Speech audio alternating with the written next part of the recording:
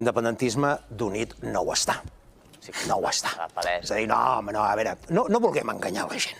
No vulguem enganyar la gent quan acabem... Perdó, quan acabem de veure que li diuen a Junqueras doncs el que li arriben a dir. Per tant, l'independentisme no està unit. Aquell independentisme, diguem-ne, institucional. Però no està d'acord amb una estratègia política? Però després hi ha una altra cosa. A veure, l'estratègia d'Esquerra Republicana de Catalunya, que anomeneu, és una, a mi m'agradaria saber l'estratègia, en aquest cas, de Junts per Catalunya. L'estratègia d'Esquerra Republicana de Catalunya és una estratègia que veritablement fa vergonya. I fa vergonya veure el president de la Generalitat actuant com un veritable masover l'altre dia a la cimera que es va produir. Va arribar a pactar, amb Pere Aragonès, va arribar a pactar amb Moncloa el que li deia durant 20 segons a Macron.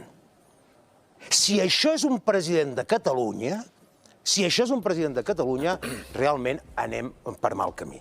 Respecte al tema de Junts, repeteixo, és a dir, el que esteu fent simplement és explotar les contradiccions d'Esquerra Republicana de Catalunya.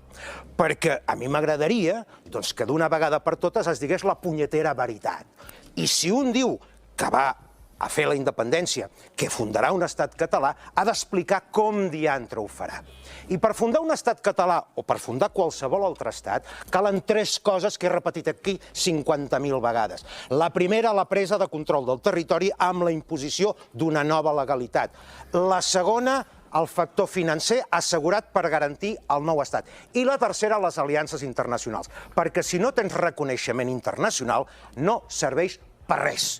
Si aquesta estratègia es posa damunt la taula d'una manera clara, aleshores podrem valorar. Però mentre el que està veient la gent, i per això els partits independentistes estan perdent votants, perquè han perdut 300 i pico mil de vots respecte a les darreres eleccions, fins que la gent no vegi això, la gent continuarà com està continuant. A casa i sentint-se veritablement